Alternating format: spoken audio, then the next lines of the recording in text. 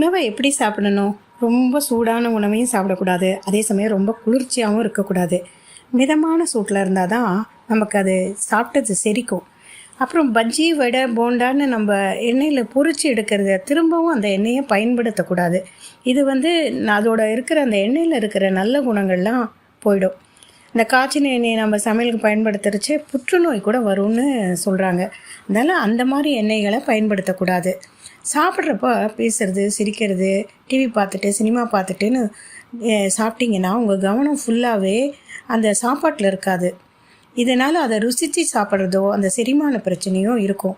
அதனால் சாப்பாட்டில் கவனம் ரொம்ப முக்கியம். அப்புறம் மெதுவாக சாப்பிடக்கூடாது. அதே சமயத்தில் ரொம்ப ஃபாஸ்ட்டாகவும் சாப்பிடக்கூடாது. இது நமக்கு வயிறு சம்மந்தப்பட்ட சில பிரச்சனைகளையும் கொண்டு வரும். நான் சாப்பிட்றச்சு எதுவாக இருந்தாலுமே அதில் நெய்யோ, எண்ணெயோ, தயிரோ, தண்ணியோ இப்படி எல்லாத்தையும் கலந்து சாப்பிட்றதுனால அது ஒரு ஈரப்பதம் இருந்துகிட்டே இருக்கும். அதனால் வறண்ட இதை எதையுமே சாப்பிடக்கூடாது. அது உணவு குழாயில் போய் நமக்கு செரிமான பிரச்சனையை ஏற்படுத்தும். செரிமான சக்தி ரொம்ப குறைவாக இருக்கிறவங்க சாப்பிட்றப்ப சூடாக தண்ணியை குடிச்சிடலாம். இதனால் செரிமானம் ஈஸியாக ஆகிடும். அப்புறம் சாப்பிட்டதுக்கப்புறம் இந்த கூல்ட்ரிங்க்ஸ் குடிக்கிறதுங்கிற அந்த பழக்கத்தை இருந்ததுன்னா அதை நிறுத்திக்கோங்க. சாப்பாட்டை நல்லா மென்று சாப்பிட பழகிக்கோங்க. அப்போ தான் அது குழஞ்சி அந்த சாப்பாடு வயிற்றுக்கு போய் நல்ல செரிமானத்தை கொடுக்கும். வயிற்று உபாதையெல்லாம் இருக்காது. தொண்டைக்குழியை தாண்டுறப்ப நம்ம கண்ட்ரோலுக்கு வந்துடும். சரியா? இதை தவிர கிழக்கு பார்த்து சாப்பிடுங்க. கிழக்கு பார்த்து சாப்பிட்றதுங்கிறது ஒரு நல்ல ஒரு விஷயம்.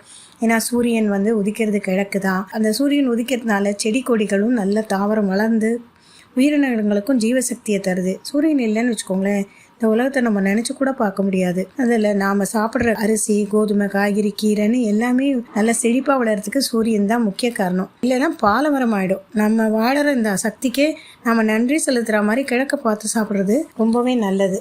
சூரிய நமஸ்காரம் இந்த மாதிரி கிழக்கு நோக்கி செய்கிற எந்த ஒரு செயலுமே சிறப்பாக இருக்கும்.